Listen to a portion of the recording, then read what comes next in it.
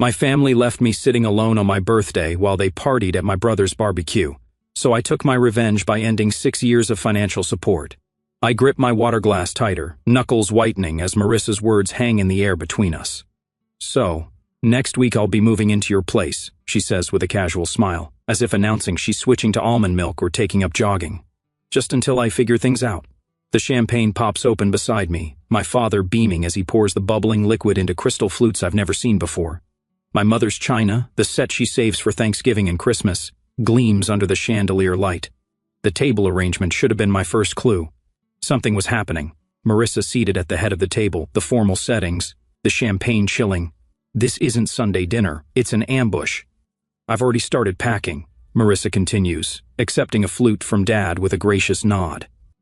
It shouldn't take more than a day to get everything moved in.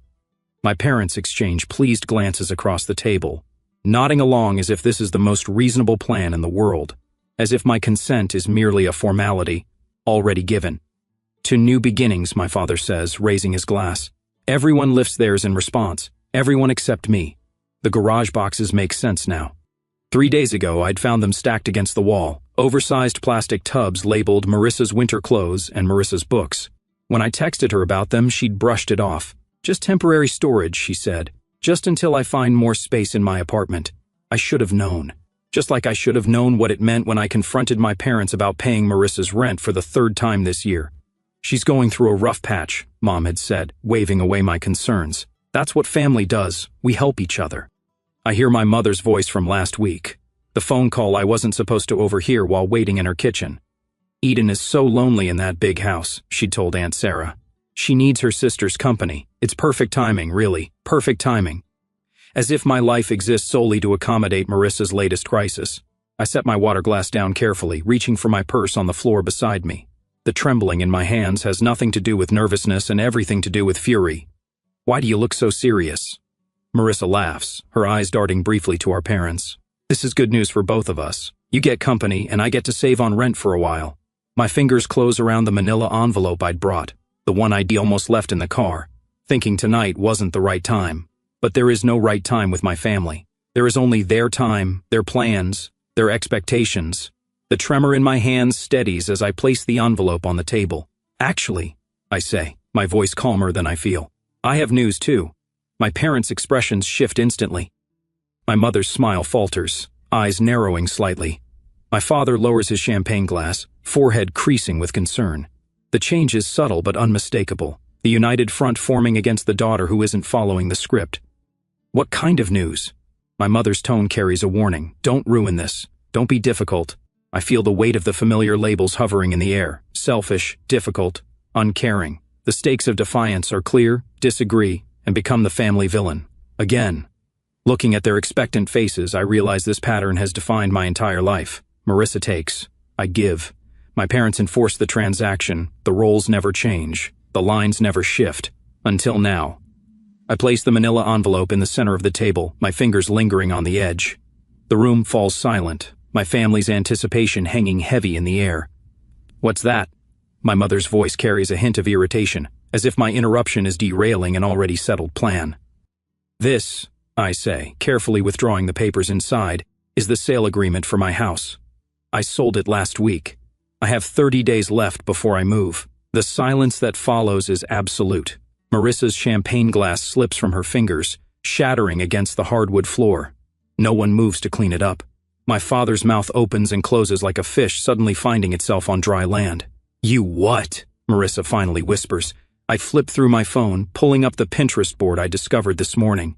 Interesting timing, isn't it? While you were planning to move in, Mom and Aunt Sarah were already designing your future bedroom in my house. I turn the screen toward them, displaying their meticulous board labeled Marissa's new room. My throat tightens as I watch recognition flash across their faces. 9 years of saving every possible penny, working overtime, sacrificing vacations and new clothes, all to afford that house, my dream home. And to them, it was just another resource to be redirected to Marissa. My father stands abruptly, towering over me. You can just cancel the sale, he says, waving his hand dismissively. These things have cooling-off periods. My mother rises too, resting her hand on his arm. Eden, we already promised Marissa she could stay as long as she needed. You can't possibly expect her to find a place in 30 days. Actually, Aunt Sarah pipes up from the end of the table. We were going to move most of her things next Tuesday while you were at work, just to make it easier for everyone. The coordinated betrayal steals my breath. I glance at Dorothy, my mother's oldest friend, sitting uncomfortably beside Aunt Sarah. She stares fixedly at her plate, avoiding eye contact with everyone. You can't do this, my father says, his voice hardening. What about your property taxes coming due? You know I always help with those. The implied threat isn't subtle. His one annual contribution to my finances dangled now as leverage. Eden, my mother says softly, her voice taking on the concerned tone she uses when discussing unstable people. I'm worried about you. This kind of impulsive decision-making isn't like you. Are you feeling all right? Have you been taking care of yourself? I recognize the strategy immediately. If not compliant, then possibly unwell. It's a familiar path in our family dynamic, one that's kept me in line for years. You did this on purpose, Marissa accuses, tears streaming down her face. You found out I needed a place to stay and sold your house just to spite me. The accusation lands like a physical blow. This is how it always goes. My boundaries recast as cruelty, my self-preservation painted as selfishness. For a moment, I consider explaining the truth. The catastrophic roof replacement that drained my savings, the water line break, the heating system failure, the mounting financial pressure that made selling not just advisable but necessary. But what would be the point? They've already cast me as the villain in this family drama. Why give them more ammunition? I made this decision for my own reasons, I say instead, keeping my voice steady. And it's final. So you're just going to leave? Your sister homeless? My mother's voice rises. After everything we've done for you? The familiar weight of guilt settles on my shoulders. Everything they've done for me, the invisible ledger of family obligation that only ever seems to accumulate in one direction. Marissa isn't homeless, I point out. She has an apartment, and if that doesn't work, she has your spare bedroom. That's not the point, my father interjects. Family helps family. Period. The unspoken remainder of that sentence hangs in the air, and you're not being family. I think, I say carefully, gathering the sale papers back into the envelope, that we have different definitions of help. Under the table, I feel a gentle squeeze on my hand. Dorothy, still avoiding eye contact with everyone else, whispers so quietly I almost miss it. Good for you. It's a small validation, but in this moment, it feels monumental. One person in this room doesn't see me as selfish or cruel for protecting myself. As I sit there with my family's accusations hanging in the air, I wonder whether I should explain the financial struggles that forced me to sell my beloved home, or simply hold firm without justifying my decision. Would sharing my vulnerability help them understand, or just give them new ammunition to use against me? The first call comes Tuesday morning while I'm fixing my coffee. Aunt Sarah's name flashes on my phone screen, unusual for a weekday before 9. Eden, honey, I just talked to your mother. Her voice carries that particular tone reserved for funerals and family scandals. Is it true you sold your house just to keep Marissa from staying with you? My coffee sloshes over the rim of my mug, scalding my fingers. What? Marissa called me in tears last night, Aunt Sarah continues. She said you sold your beautiful home out of spite, knowing she needed a place to stay. The burning on my hand fades as a different heat rises in my chest. That's not what happened, I say. Your sister will be homeless, Eden. I never thought you could be so cruel. The calls continue all day. Uncle Robert, Cousin Jennifer, even my father's golf buddy Chuck, whose connection to this situation escapes me entirely. Each conversation follows the same script. Marissa's desperate situation, my apparent heartlessness, their profound disappointment in me. While preparing dinner, I make the mistake of checking Facebook. Marissa's latest post appears at the top of my feed. The hardest lesson in life is learning who truly has your back when times get tough. Family should be forever, not just when it's convenient. 27 sympathetic comments follow, including one from Mom, "We're here for you, sweetheart. Always." The knife in my hand chops carrots with increasing force. The final blow comes Thursday when my colleague Lisa stops by my desk, her expression pinched with concern. "I ran into your sister at Starbucks this morning," she says, lowering her voice. "She told me about the house situation. If you need help finding her temporary housing, my church has a program." The carrot pieces on my cutting board splinter under the blade. "What exactly did Marissa tell you?" I ask, my jaw tightening so hard it aches. Lisa shifts uncomfortably, just that she's facing homelessness because of some sudden decision you made. She seemed really upset. "Thanks for your concern, Lisa," I say. "But Marissa isn't homeless. She has an apartment and parents with a 4-bedroom house. After Lisa leaves, I lock myself in the bathroom stall, hands trembling as I text my sister, "Stop telling people I'm making you homeless. It's a lie, and you know it." Her response arrives instantly. "You're selling the house I was counting on. What would you call it?" The roof replacement came first. $11,000 I hadn't budgeted for when the March storms revealed leaks in 3 different rooms. I emptied my vacation fund and took a small loan, telling myself it was a one-time emergency. Then the water line broke in April, $8,200 for emergency repairs and landscape restoration. I canceled plans to visit my college roommate in Arizona, picked up weekend marketing work for a local realtor, and ate ramen for dinner more nights than I care to admit. The heating system failure in June was the final blow. $5,000 I simply didn't have. Each night after work, I'd sit at my kitchen table, surrounded by spreadsheets and bank statements, calculating and recalculating figures that refused to balance. The crying started around then, silent tears that came only after midnight, when I was certain no neighbors walking dogs might glance through my windows and see the truth. The woman they waved to each morning, the one who always appeared composed and capable, was falling apart behind closed doors. My reflection in the bathroom mirror each morning reveals the cost. Dark hollows beneath my eyes that concealer can't quite hide, collarbones more pronounced against my blouses.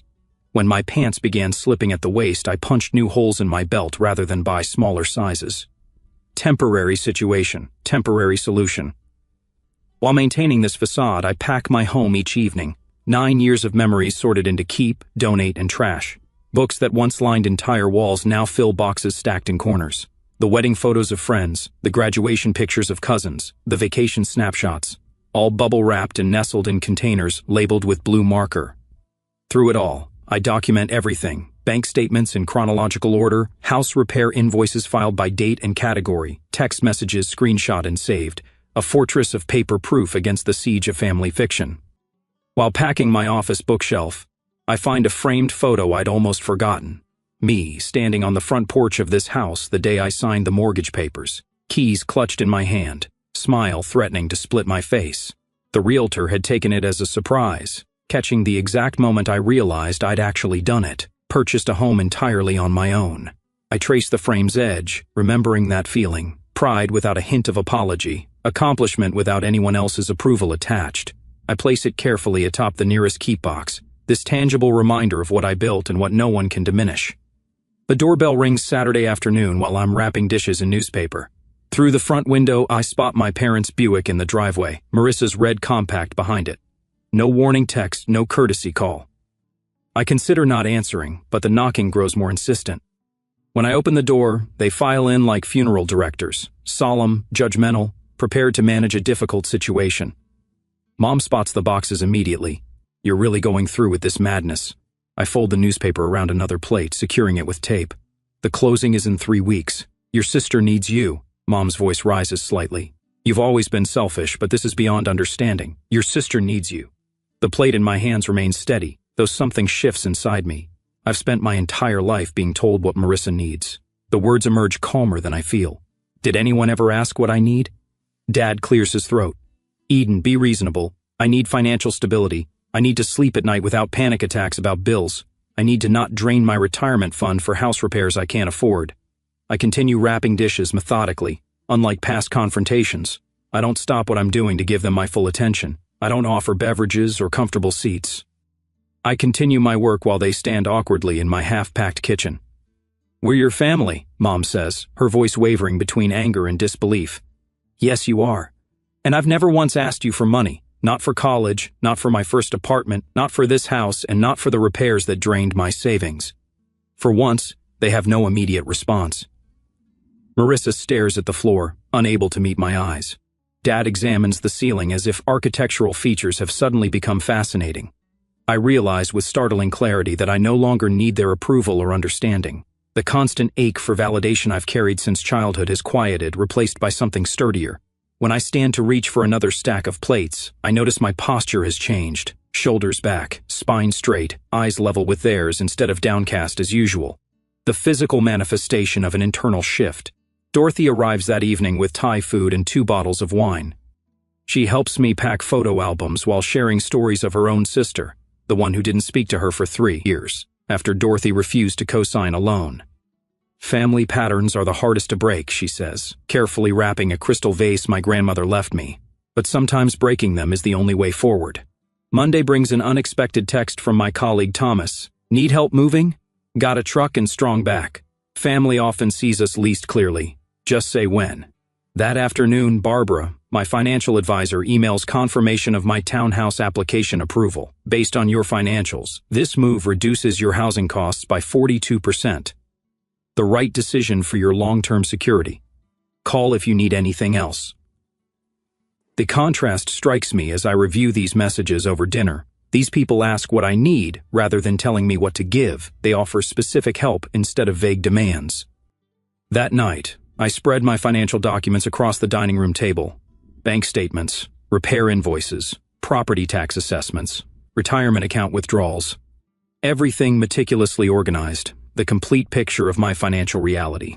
Tomorrow's family meeting won't be an intervention for me, but a reckoning with facts they've chosen to ignore. My one advantage remains unspoken. The sales agreement includes a 30-day rent-back clause. For a month after closing, I can stay in the house while finalizing my townhouse purchase, breathing room they don't know I have. At exactly 7 o'clock Tuesday evening, the doorbell rings. When I open it, I find not just my parents and Marissa on the porch, but Aunt Sarah, Uncle Robert, and my cousin Jennifer standing behind them. A family firing squad assembled for execution. I stand at the head of my dining room table, a position that feels foreign yet right. The manila folder in my hands holds every financial statement, every bill, every painful reminder of why I had to sell my home. My fingers no longer tremble as I open it. Before anyone says another word, I need you all to see something. My voice carries a steadiness I don't entirely recognize. The family gathering looks larger than I anticipated. My parents, Marissa, Uncle William, Aunt Sarah, and my support team, Dorothy, Barbara, and Thomas. I lay out the documents methodically, arranging them in chronological order. Bank statements, emergency fund withdrawals, contractor invoices. Each paper tells part of the story I've kept hidden. This is the roof replacement from last spring. I slide the $11,200 invoice toward the center where everyone can see it. The 30-year shingles only lasted 22. Insurance covered nothing. Uncle William adjusts his glasses, leaning forward with a frown that cuts deep lines across his forehead. Waterline repair, $8,200. Another paper joins the first. When the city updated the main line, it revealed my connection was deteriorating. No warning, no payment plan offered. My mother shifts in her seat but remains uncharacteristically silent. Heating system replacement, $5,000. The third major bill completes my trinity of homeownership nightmares. The energy efficiency rebate covered barely a quarter of the cost.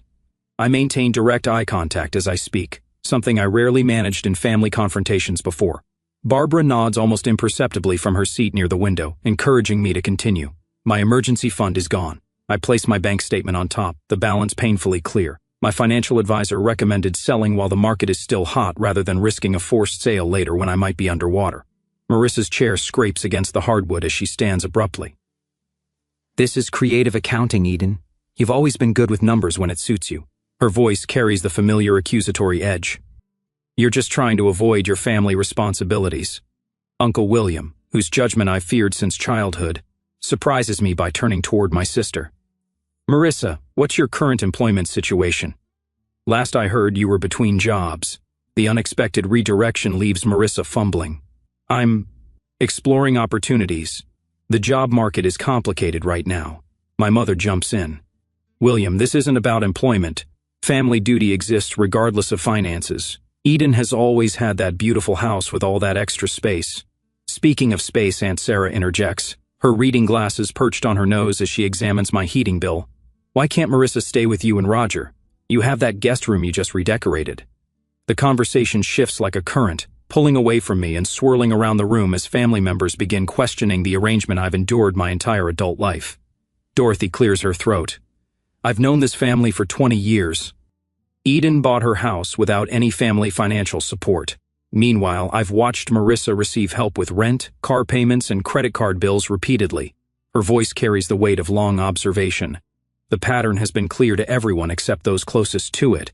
Barbara straightens her blazer before speaking. As Eden's financial advisor, I can tell you that enabling financial dependency ultimately harms both parties. The one giving depletes their resources, while the receiver never develops crucial life skills. Thomas, sitting quietly until now, leans forward. My brother lived with my parents until he was 42. They paid his bills, made his appointments, solved his problems. When they passed, he had no idea how to function. He lost their house within a year because he never learned to manage money. He glances at my parents. Sometimes the most loving thing is to stop rescuing someone. The room falls unusually quiet as these outside perspectives penetrate the family mythology we've operated under for decades. Uncle William breaks the silence. Eden, why didn't you share these financial struggles sooner?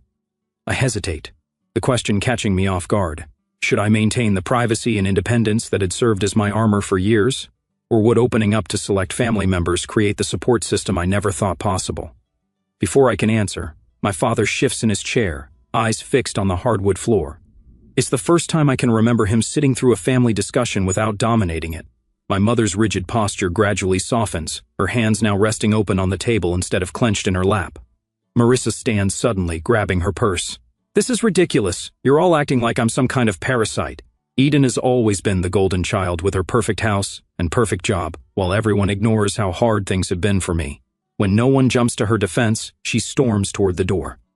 The slam echoes through the house as she leaves. Uncle William waits for the reverberations to fade before speaking again. I think it's time we had a family financial planning session, for everyone. He looks pointedly toward my parents, including Marissa. My mother's eyes glisten with unshed tears, but for once they're not being weaponized against me. My father reaches for her hand across the table, his face unreadable but his silence speaking volumes. For the first time in a family confrontation, I'm not the one left feeling like I've done something wrong, and I arrange the last of my kitchen glasses into a box, wrapping each one in newspaper with methodical precision. My final week in my 30-day countdown, and the house already feels hollow, memories peeling away with each item packed. The doorbell rings. I check my watch, right on time. My parents are nothing if not punctual when they have an agenda. I open the door to find not just my parents but Marissa too, standing on my porch like a united front. My mother clutches her purse with white knuckles. My father's smile appears rehearsed. Eat in, honey, my mother says, stepping inside without waiting for an invitation. We've been talking, and we think we've found the perfect solution. A compromise, my father adds, his voice carrying that false cheerfulness he reserves for difficult conversations. Marissa follows them in, her eyes darting around my half-packed living room before settling on me with a practiced look of gratitude. I really appreciate you hearing us out. They arrange themselves on my couch, the only piece of furniture not yet wrapped in moving blankets, while I remain standing. The power dynamic isn't lost on me. We know selling the house is your decision, my mother begins, punctuating her words with a nervous laugh. But instead of Marissa moving in with you, what if you helped her get her own place? My father nods enthusiastically, while carefully avoiding any mention of actual numbers. Just a loan to get her started. With your success, it would hardly affect you. Unlike me, Marissa interjects, her voice soft and rehearsed. Some people just have bad luck, you know? The implication hangs heavy in the air between us. You're successful. She's struggling. You owe her this. My mother leans forward, her voice dropping to a conspiratorial whisper. Eden, the family has always stuck together. If you can't help your sister just this once. She trails off, the threat clear, cut Marissa off, and I cut myself off from the family. I walk to the dining room table where I've laid out several documents. They watch me, confusion replacing their certainty. I'm meeting with my lender tomorrow, I say, picking up a pre-approval letter. For a townhouse downtown. The monthly payment will be nearly 40% less than my current mortgage. I hand the letter to my father, whose eyes widen at the numbers. Selling this house isn't just about Marissa. It's about rebuilding my emergency savings after 3 major home repairs drained them. It's about reducing my financial stress. I take a deep breath. It's about finally prioritizing my financial health. My mother starts to speak, but I hold up my hand. I can't support Marissa financially, I continue, but I can help her support herself. I pull a business card from my pocket and hold it out to Marissa. She stares at it without taking it. Our marketing department has an entry-level position opening next week. The starting salary would cover rent on a 1-bedroom apartment. I spoke to HR yesterday, and they'd be willing to interview you. Marissa's mouth opens, then closes. For once, she seems genuinely speechless. This isn't charity, I add. It's an opportunity. Whether you take it is your choice. My father stands abruptly, moving toward the window where bare hooks show where family photos once hung. Eden, be reasonable. Marissa needs... No, I interrupt. walking to the coffee table where I've placed a manila folder. This is what being reasonable looks like. I open the folder and pull out a spreadsheet, placing it on the table between us. The itemized list contains every financial gift my parents have given Marissa over the past 5 years. Car payments, rent supplements, credit card bailouts. The total at the bottom, circled in bright red, makes my mother gasp. I compiled this from the conversations you've had in front of me, I say. I suspect the actual total is higher. My father picks up the paper, his forehead creasing as he studies the numbers. This isn't love, I say quietly. It's dependence. And it's hurting both of you. My father opens his mouth to object, then falls silent, his eyes fixed on the spreadsheet. We just wanted to help her, my mother whispers, tears welling in her eyes. The best help is teaching someone to stand on their own, I reply, my voice steady despite the hammering in my chest. You taught me that once, remember? When I wanted to quit college because it was too hard? The memory hangs between us, my father refusing to let me move back home when calculus overwhelmed me, insisting I find a tutor instead. We're doing you no favors by making life too easy, he'd said then. Strange how principles change when applied to different daughters. The silence stretches, broken only by the sound of packing tape from the box I'd abandoned when they arrived. Finally, my father puts his arm around my mother's shoulders. We should go, he says quietly. They walk to the door, my mother not quite meeting my eyes. Marissa hesitates, looking back at the business card still in my hand. I don't need your charity job, she says, but there's less conviction in her voice than usual. I place the card on the entryway table. It's not charity, it's opportunity. She turns away, but as she follows my parents out, I catch her slip the card into her purse when she thinks I'm not looking. The door closes behind them. I stand in my half-empty living room, listening to their car start and pull away. The silence feels different now, not hollow, but open, expansive. I sink onto the couch, running my hand over the familiar fabric. Tomorrow, it goes into storage until I move into the townhouse. 9 years of memories in this house, and now an uncertain future lies ahead. I feel both liberated and isolated, triumphant and alone. The family dinner next month looms in my mind. Will they even still want me there? Has this confrontation permanently altered our relationships? The answering machine light blinks with 3 new messages, probably more relatives calling to weigh in. I ignore it, focusing instead on the business card Marissa took. One small step, perhaps the first of many. And I stand in the center of my downtown loft, savoring the space around me. Sunlight streams through the windows, warming the hardwood floors beneath my bare feet. 3 months ago, this place felt foreign, a compromise rather than a choice. Now, it feels like the home I never knew I needed. Another box checked off the budget, I tell myself, updating my financial tracking app. My mortgage payment appears in green, a full 30% less than what I paid for the Craftsman. Barbara's weekly check-ins have transformed what was once my greatest source of anxiety into a structured ritual I actually look forward to. The kitchen island holds my newest purchase, a professional-grade camera that would have remained a distant wish in my old financial reality. My first photography class starts tomorrow evening, the course catalog still open on my tablet. I run my fingers over the camera's textured grip, permission to create rather than just survive. My phone buzzes with a reminder, Sunday dinner at my parents'. I feel the familiar tightening in my shoulders, then consciously release it. These dinners have changed, just as I have.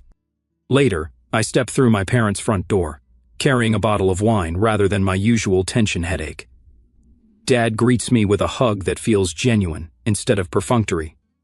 Eden, come see what your sister brought, he says, his voice carrying none of the comparative undertones that once filled our interactions. In the dining room, Marissa arranges flowers in a simple vase.